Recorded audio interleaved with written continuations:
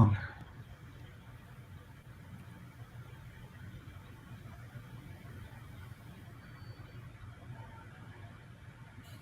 y'all. Hi, everyone.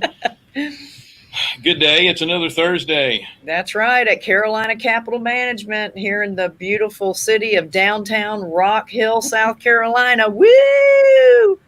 It's a beautiful place, right? Yes. Yes. Don't forget to share, like, and subscribe to our show. That's right. What is our show anyway?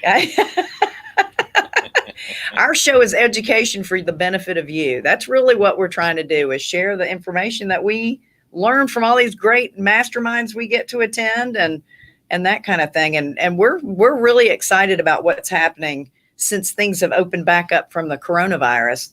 That's assuming you don't live in North Carolina. Yeah, you've got to wear masks again.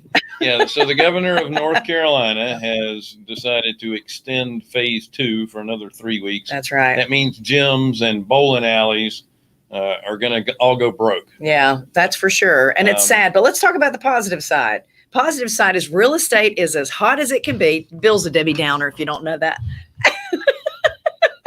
But yeah.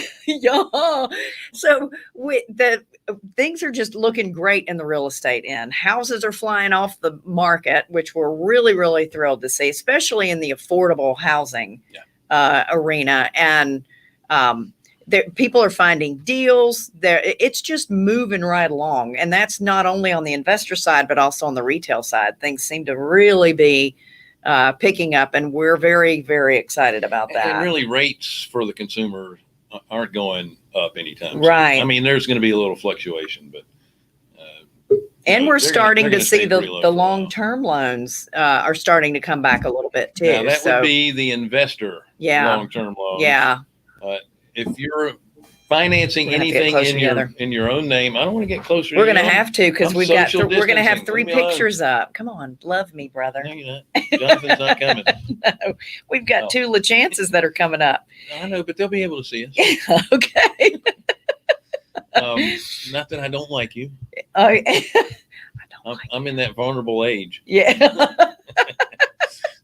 And I live in North Carolina. That's so I need right. to be wearing my mask. Poor guy. What was I saying? Anyway, if you're getting a loan in your own name, even if it is for investment property, there's still no issues with that. There are plenty.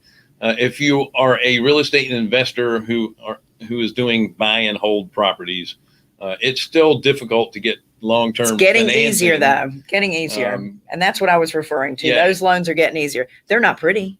If you're working with a local bank, and I don't mean one of the big banks, a local regional bank or a credit union, those guys still have some sense. Are still doing low interest rates. The LTVs are going to be a little bit lower. Yeah. But really, what we've been counting on in the past is the secondary loan market. So it's typically your larger hedge funds that are doing these longer term loans, and they've been a little hesitant to jump back. Yeah, and what's making them so ugly is that they are offering their loans to values are crazy. Like we're lending at 65%, and that's lower than what we normally do. We were at 70, but what I'm seeing is literally 35% loan to value on a cash out refi. That's insane. 45% and 50. Yeah, I saw it yesterday. 45% and 55% for purchases, and it depends on the price range, your credit score, and all those other things. So it's just be prepared to bring some serious cash to the table. And if you're going to refinance a house, it might as well be paid for if you're only going to get 35% loan to value. You can wait a few months. That's the key. Just wait.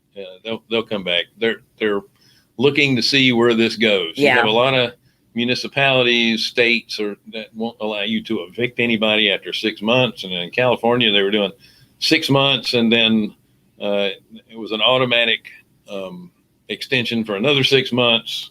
It's crazy. Yeah, but that's California for you. Anyway, that's why we don't lend there. So if you are in the real estate business and you're a small bit, actually any size business, yeah. Now is a great time to kind of restructure your business and look at getting virtual assistants. And we are so pleased to have our guests on today. Good friends. They always come on from different rooms because they're social distancing as well.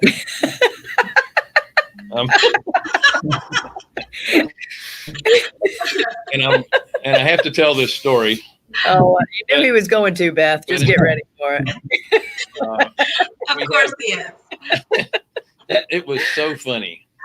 We were at Freedom Founders Mastermind. No, Collective Genius. Oh, yeah, that one. And there was like 140 people on, and they all had their screen names on. And poor Beth's child was on earlier, and one of the other kids were playing not so fun with them, and put on the screen name. She changed your mom's name too. Aiden is a poopy pants. So she got to have that in front of her name. That was adorable. People. And I saw it, and I think there was a delay when she saw it, because when I looked at the screen, looking normal, and all of a sudden her face just went, and then her video went blank, and then her real name came back up. And we could hear the kids screaming in the background. There was definitely some quarantining that night in my house with my kids. I put them in their rooms for a long time for that one. That was funny. I put in the chat there for Bob. I said, Bob, did you do this to your wife? We got a couple of text messages in the back too. It's funny. So we have Bob and Beth Lachance from REVA Global. The reason I mentioned Bob's name first because he's got the logo behind him with the actual name. But we all know that Beth does all the work. Thank you, Bill. Thank you. Thank you so much for being on our show, by the way. Thanks for having us. We appreciate it. I do have to ask, how did you guys get started in the virtual assistant business anyway? Yeah, so it actually started back in, 2014? 2013, we first got our first virtual assistant. And we didn't know what a virtual assistant was, to be honest with you. And, back then there were webinars, not podcasts. So first got introduced to virtual assistants through a webinar. It was a big guru back in the day. So first of all, it piqued my interest. We knew that we needed help in not only in our own business, but we were actually running a real estate education coaching program as well. And we knew our students needed that. So we were always been looking for different ways to, not only help our business, but help other people's businesses. And then as soon as virtual assistants came up, a light bulb went on. I said, you know what, this could potentially be a business, not only helping our own real estate company, but also for everybody. So that was really the start of it. And then 2014, we launched our first company. It wasn't called REVA Global back in the day, but we launched our first company. We wanted to make sure that there was a proof of concept. What I mean by that is, first when you come up with an idea, we like testing things first. We use our virtual assistants to test different parts of our real estate business before we talk about it. So I think it's very important for us to do that, or for any company to do that. Because, Beth and I are, if we're standing up on stage and we're preaching something, we want to make sure it works, right?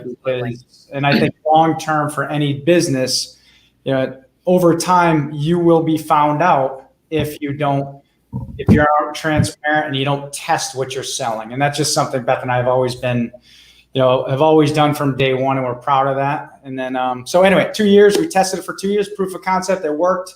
And then, fast forward now, we're 6 years later and doing pretty good.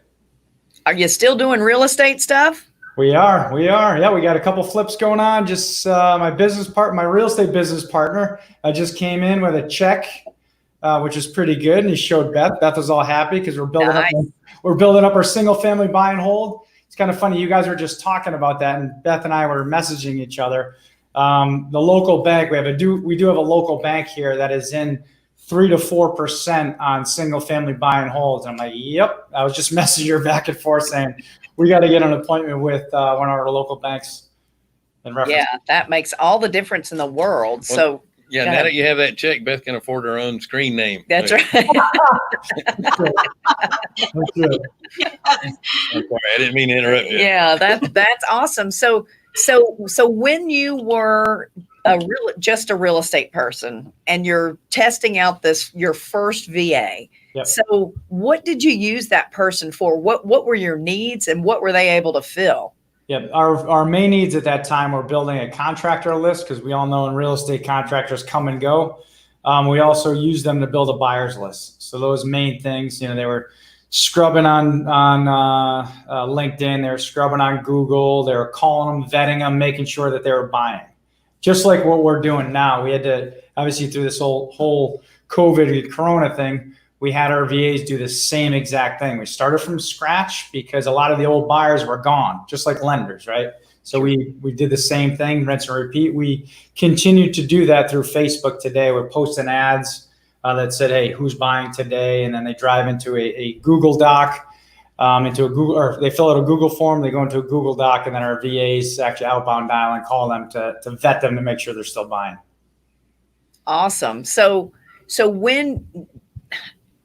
when was it that you thought to yourself, hey, we can turn this VA thing into a business? I mean, I know for years we've been talking about VAs and all the different mastermind groups we're in. People talk about, hey, I need a VA for this and I need a VA for that. And everybody was going to basically one place, which has since changed its name. But everybody was going there to find VAs. So how did you know there was a place for another company? And what made you think that you could really do a successful business with something like this? Yeah, that's a great question. Like I said before, so with the real estate education company we helped create, this is back in 2007. We're always looking, I've always been looking at different ways to help people, this is a real estate investor base. So to help individuals do tasks that are affordable, because many of us in different states here in Connecticut, if I'm going to hire somebody, if Beth and I are going to hire somebody full time, it's going to cost us about $50,000 a year, $4,000 a month for someone that has a 4-year college degree. But you come to find out in Philippines, you could hire somebody for less than $20,000 a year, which is a huge savings for somebody who is a 4-year college graduate. So we decided to use the Philippines as an example, or what we do with our business. So through that time, and we decided that, marrying the education platform that we helped, again, create with talent, we put them together, and then we said, you know what? Wow, this is going to work. So over time, the thought was back then to create something like this. And then I read the book Compound Effect. And Compound Effect actually got us thinking in terms of, all right, not only buy and hold, but also business wise, what is that compound effect? It's really on the business side, it's billable hours on the business side. So just to lay it out that way, that's what got the wheels turning. And then when we figured out we could actually service a whole industry, we're like, you know what, this is, we have something here. We didn't know, because we had to then figure out how to run a business out of the Philippines, right? Right. We had to figure out how you could send money to a different country, legally. And, we had to fly over there a couple times, set up bank accounts, set up LLCs, all that kind of stuff. There's a lot of stuff that people don't see, but, a lot of pain, but now we're where we are. So no Bitcoin? No Bitcoin. And Wendy, if I could add to that too, Sure. I think finding the niche, and especially within real estate investing. So I think, of course, there's now, fast forward 6-7 years, there's now so many options out there for trying to find or hiring a virtual assistant. But what we have done is we've really focused in on the niche of real estate investors and making sure that we're bringing in the right talent, we're training them and fully training them in real estate and real estate investing and all of the potential tasks that would get delegated to them. So that's where we knew where we could really hone in on. Bob has been in the coaching world for decades now. Bob, I'm aging you, but for decades now. And so, he really knew, okay, what are the tasks? What are the things that would be needed within a real estate investor? For even a new real estate investor, what kind of things a VA would need to do to help them on a day-to-day basis versus an investor that is really that's really invested, that has many years in, that is really building a very large company. How then can we help with creating virtual assistant tasks within that, and then managing all of that, of course, because part of our services that we also manage that. So so that's really where our specialty is, whereas a lot of other virtual assistant companies, they don't specialize in that. They just specialize with, yes, we'll hook you up with a great virtual assistant, but they don't specialize in the training portion and like what we do.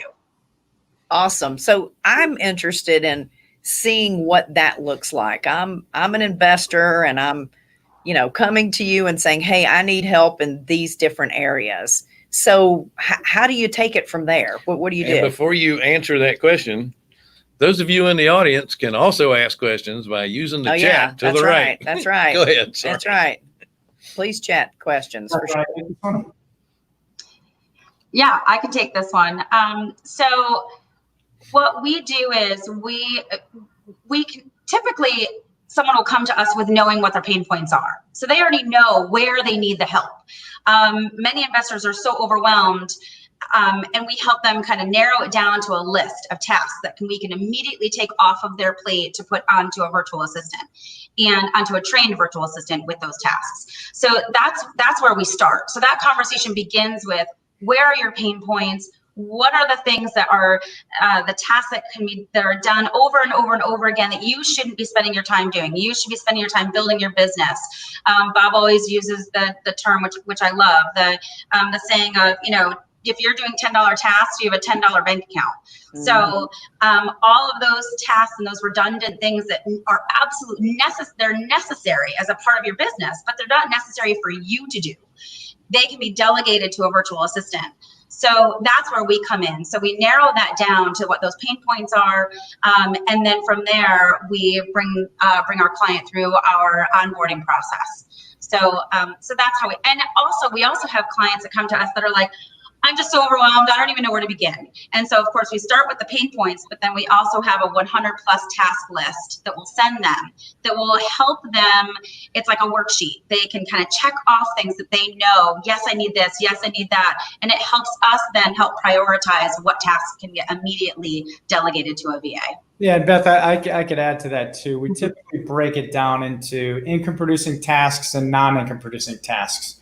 So no matter what business you're in, it doesn't matter if you're going to use a virtual assistant or non-virtual assistant. A great exercise to go through is grab a piece of paper, write down a line in the middle of the piece of paper, put income producing tasks, non-income producing tasks. So as a real estate professional, we work with not only property managers, we work with investors, agents on the real estate side. And Beth's logo behind her, she has a medical division that we launched a little over a year ago.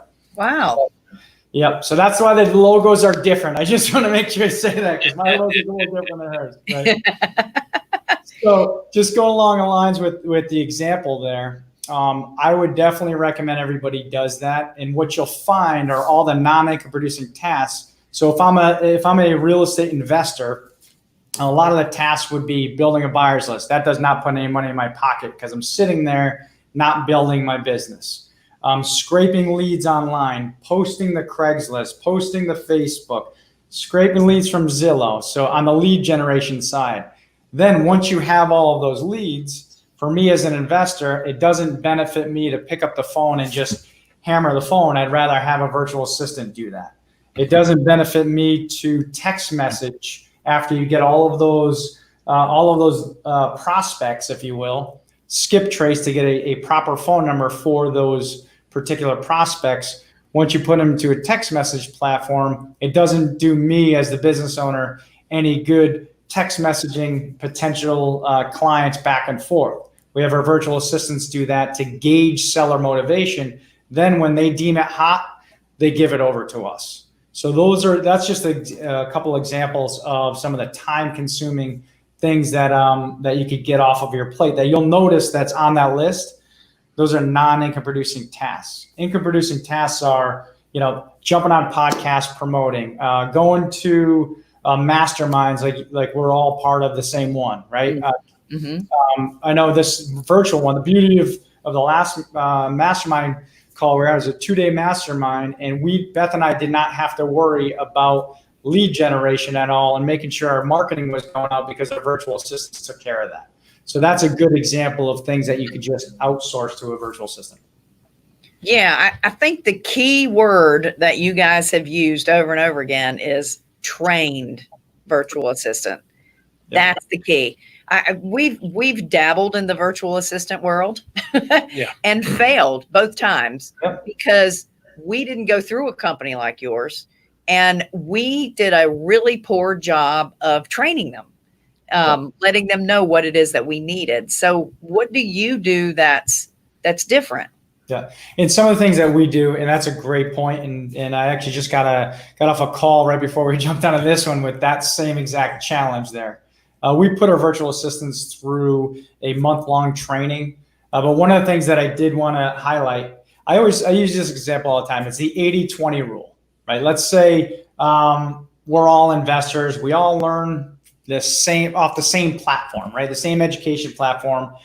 But I like to say it's an 80-20 rule, where you have, someone like Corey Raymond that's doing 20% of his business a little different. That's where the gold is made. You got Jimmy Vreeland who does his business a little different. He wholesales, rehabs, and also has a buy and hold company, property management company. That's the 20% that's different. So that 20% is definitely going to be specific to each and every one of us, right? Sure. So I'll give you a good example. Beth and I do here in Connecticut, we have a different foreclosure process than everybody else. So we have a judicial website that we have a virtual assistant going to every single day to look for individuals that stop paying their mortgage. And they go up and they log into the judicial website looking for any property that has a new sale date, a foreclosure auction date, because our process is very, very long. So our VAs track all that and then pull a phone number, put it on a spreadsheet, text and call them for us, as an example. So that is just something that we do. That's the 20% that we do different. On that side of it, I have to create a video for them, 5-10 minute video for them, and I hand that off to them to make sure that they are trained on that little niche of what I want to get done. All of our other VAs are trained on how to text message, how to cold call, how to follow up, things of those nature. What are some of the obstacles you have from having virtual assistants in another serious time zone, plus, distance on the phone? Are you seeing any pushback from some of the people that they're talking to on the phone? I know from experience, there's very little accent there that's noticeable, but I always know if somebody's out of the country because there's always a long delay between talking to them on the phone. So I'm assuming texting works better. Again, that's a great question. So we do in our recruiting with our recruiting department is we do a systems check. So we check all of their systems to make sure there's no delay. So that's one of them. You make sure they have enough storage on their computer, make sure they have backup, make sure the internet provider is a correct provider. So we take care of all that to make sure that doesn't happen. But on top of that, this is a little tip. If anyone has an active virtual assistant as well, make sure you get a local number if you're doing cold calling or text messaging, because that's important. I mean, Wendy, you called me at a 704 number and I didn't know this was you. So when you text me, I'm like, perfect, right? That's a perfect example of making sure no matter what, if you're going to use one of our virtual assistants or somebody else, that you do get a local number. So those are just a couple ideas, Beth, if you want to add anything, or did I touch upon all those? Yeah, no, you did. So Bill, that's a really big factor that we have seen. And again, that's from working with companies or working with direct VAs that you didn't have the systems check. You didn't make sure that they had the correct internet provider. Internet in the Philippines is very different than the internet here. And so it's very important that they're set up with the proper company and so that there isn't that delay. So that's one of the things that we do ahead of time. That's part of our systems check and part of our what we do. So as soon as we bring in a new virtual assistant, that is part of our process. So ultimately, they don't go through training unless they have the right system. So so that's how that works with us. Excellent. So in the real estate side of things, what do you think is the largest utilization for virtual assistants? Is it say the wholesale side of things, or who is your typical client? Do you want to take this, Beth, or you want me to take it? Bob's gonna have a long-winded answer, so I'll let him. I'll let him take it. But great question, because we have every possible specialty within real estate and real estate investing. Those are our clients. I would say most of our clients have some sort of wholesaling or are doing wholesaling. However, we have found that most of our clients have moved in the direction of they're not just doing one thing. In order to really do well in real estate investing, they really need to be able to find cash in deals in multiple ways. And that is not just wholesaling. That is not just buy and holds. That's not just flipping. So most of our clients have put together multiple exit strategies as part of their business. So, but I'll let Bob kind of go in a little bit deeper, as to why they're doing that, or also what tasks they have our VAs do. You nailed it. I got nothing else to talk about. That's good. No, just to add to that, we knew there was going to be just to add. We got time. Yeah, what we found, there's more and more, just to add to what Beth said, is what we find right now, in our own business as well. We're seeing more investors. They're starting on the wholesale side. Now they're doing rehabs. Now they're getting into buy and holds, and they're also getting the real estate license. So it's kind of those four things that we're seeing, and there's tasks that you can outsource on each one of those, because within each business, there's a lot of time-consuming things. With wholesaling, building a buyer's list, marketing. With rehabbing, it's marketing. You got to keep marketing, getting the phone ring, getting the leads in, right? Getting the leads in. And then you look at on the agent side, it is cold calling, following up, and transaction coordinating. And on the property management side, it's a laundry list of things, from taking inbound calls, not only from tenants, but taking inbound calls from potential or from other individual investors that you're managing properties for. It's maintenance calls, it's leasing, it's lease renewals, things like that. So we're finding it is getting more and more evened out on those four avenues of real estate investing, because they're really coming together, because that is how the best investors are getting through any type of ups and downs. Because, if you're only wholesaling, it's going to be very difficult to get through some markets when they change. But when you're doing a little bit of everything, it's easy for you to pivot and change and not get hit by a COVID, or not get hit by a financial downturn like we did in 07, 08, 09, et cetera. So that's what we're finding the smart investors go through. And that's a lot of our clients right now are starting to change or dip their toes in, like Beth and I as investors. We're now starting to buy single family houses with Section 8 tenants. That's just a little diversification plan to say, hey, guess what? If there's less flips and less wholesales over here, hey, who cares? Our kids are getting ready to go to college. We'll have enough money to be able to pay for them on their cash flow with the houses, is the idea. Well, I think that COVID probably helped you guys in a big way, because now people realize that you don't have to have a body in your office to get things done. It made us realize that there were a lot more things that we could do from home, and that our employees could do from home, rather than have to come into the office and do things like that. I know, you talked about property management. I'm a short-term rental junkie, and I'm getting more and more, and I'm getting more and more busy from it. I really already have a full-time job, but my sidekick is becoming, busier and busier. So I need somebody, preferably a VA that would be a lot less expensive than a real body, to take care of all the little tasks that are behind the scenes. And there's so many out there, so many tasks out there that need to be taken care of, talking with the the tenant that's getting ready to check in, making sure the cleaner's doing their job. I was going to say we need a VA to clean the place. Yeah, that would be really nice, but you need real hands for that. Long distance. Yeah. Yeah, and there's CRM management behind it. Obviously, you have a CRM behind it, and coordinating with tenants that come in, come out. How do you know they're working? Like, you're paying somebody, $10 an hour. How do you know they're working? What are some of the tools you have in place to make sure they're doing what they're supposed to be doing? Well, we always start from the beginning. We say, all right, what are the results that each and every, whether in Airbnb or you're wholesaling, rehabbing, what is it, the task that you want done, and what are the typical results that you actually have?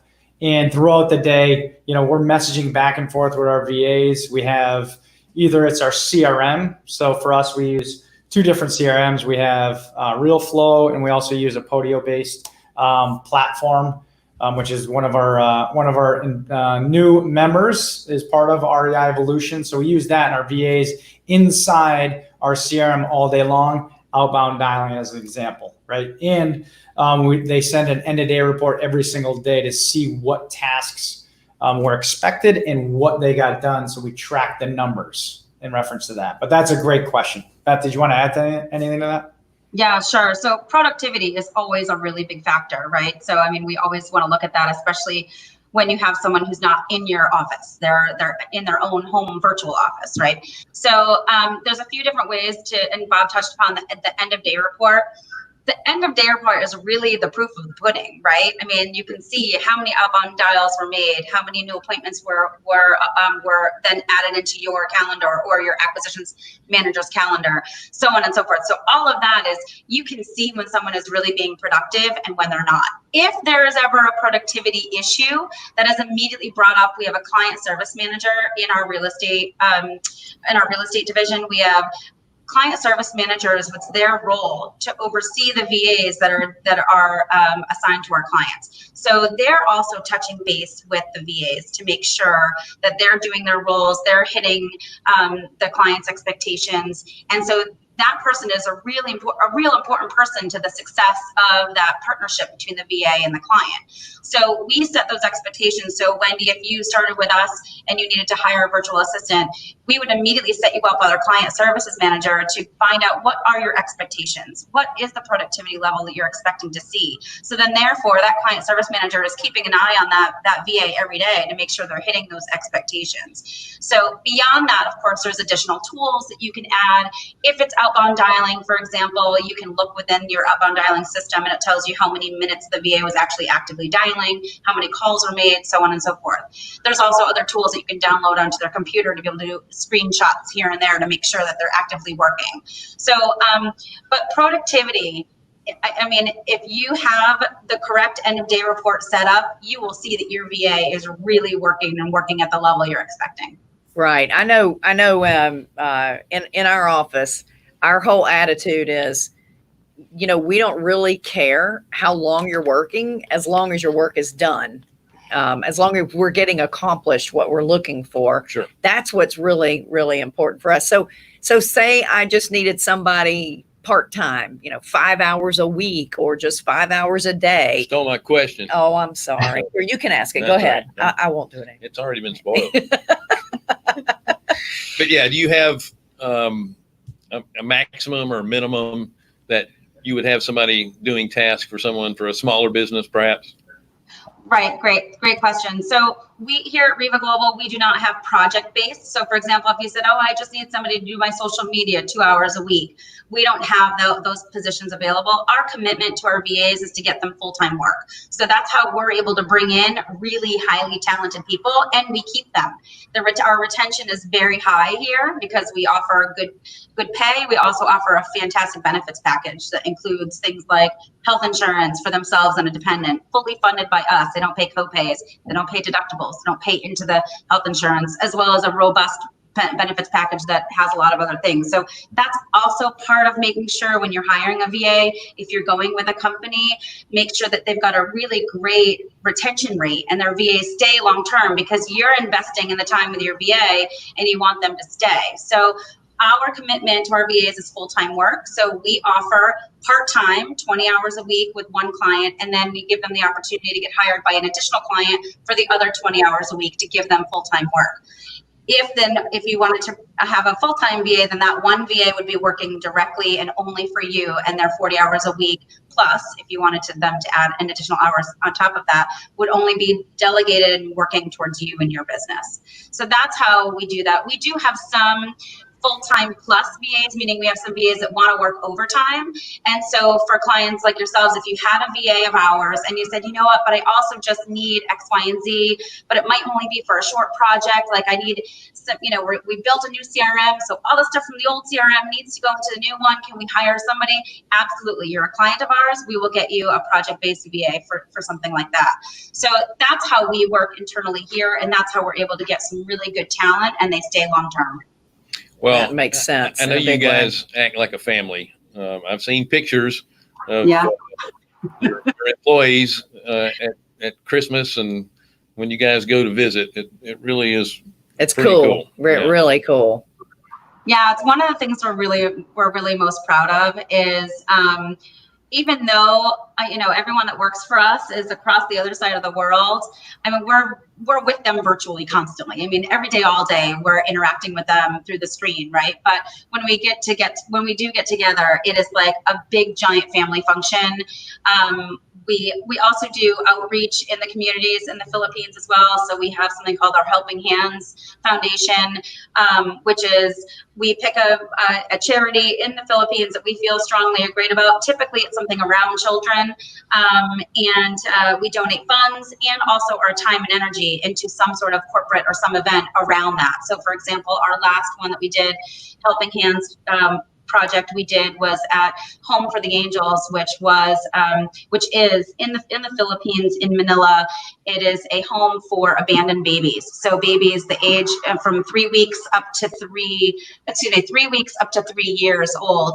They're in this one home called the Home for the Angels, so we obviously donated funds to help with paying for medicine, vaccinations, and then also we spent a full day there with 25 of our virtual assistants because we were capped at 25. We had a tremendous number of VAs that wanted to help in this event, but we were capped at 25 because that's all the home would allow us to bring in.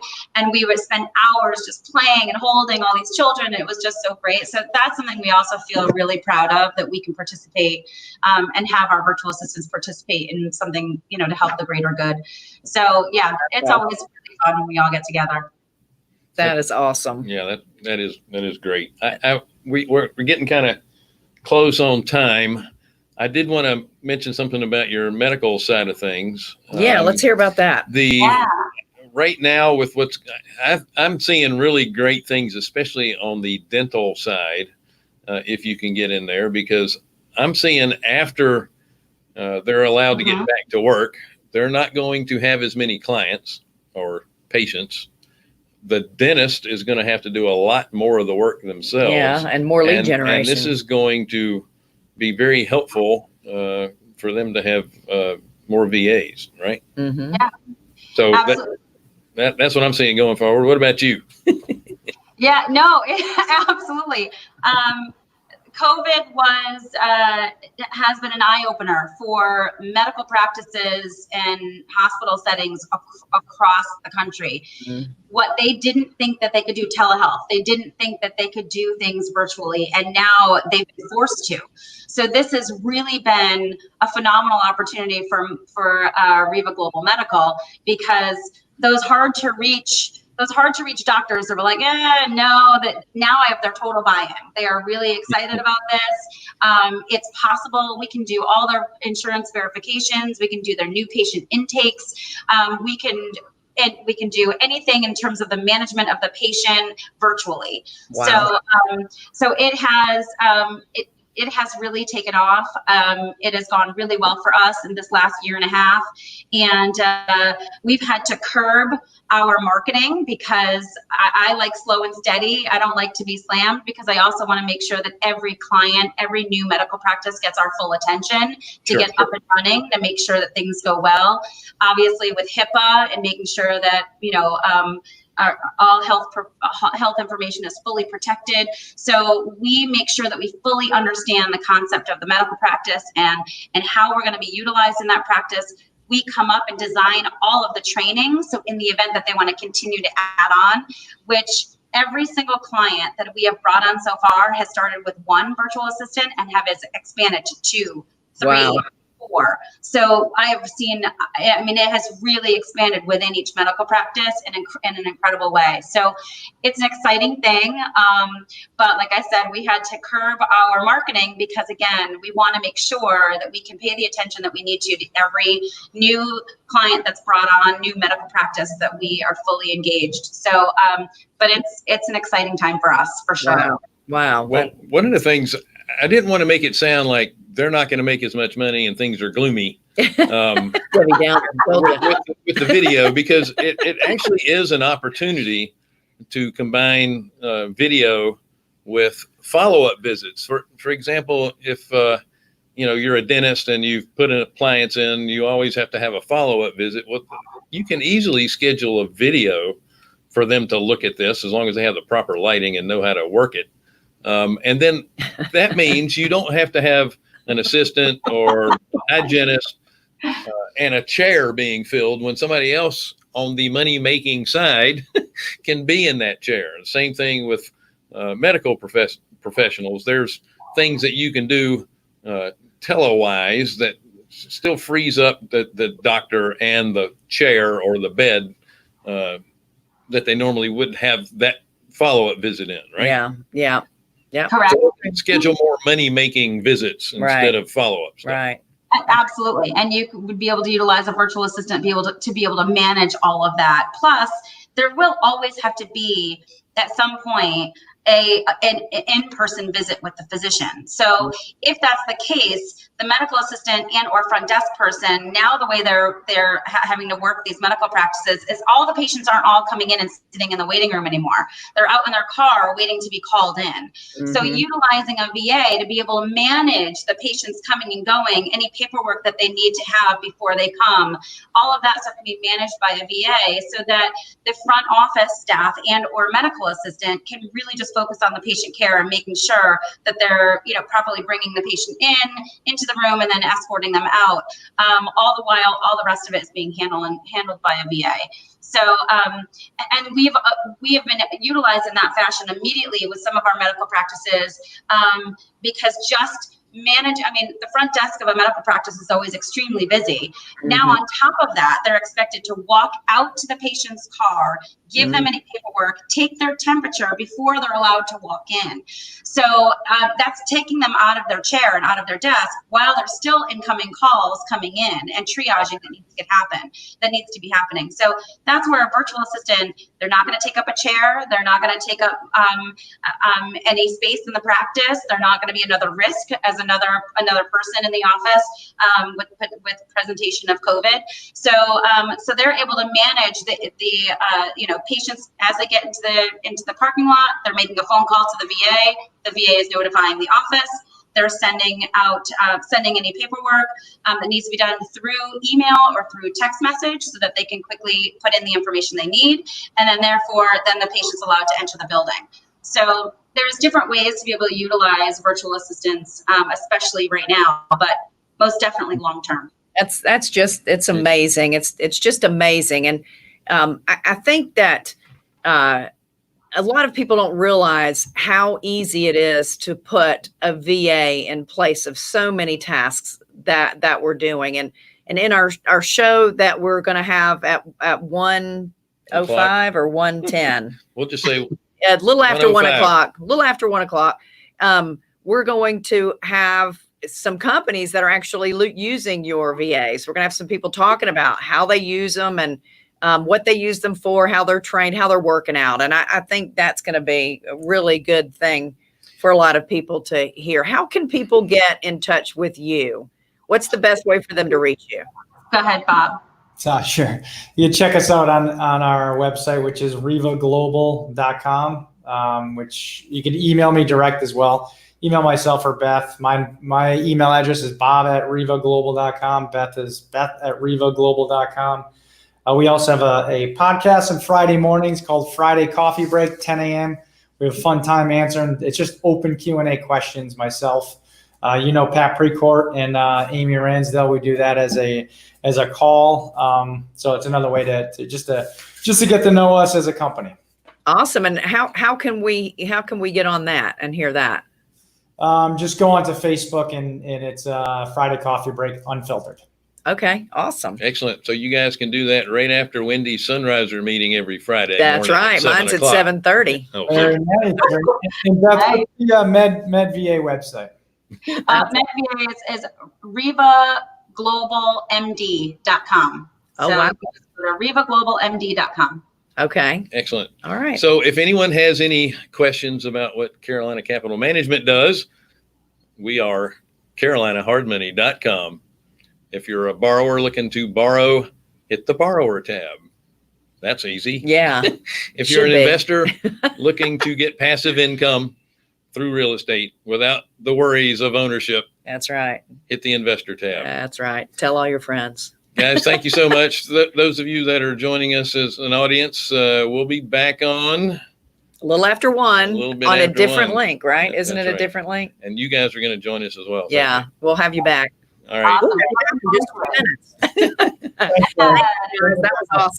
All right. Thanks for having us. All right. Thank you guys. Thank you. Thanks, guys. Thank you.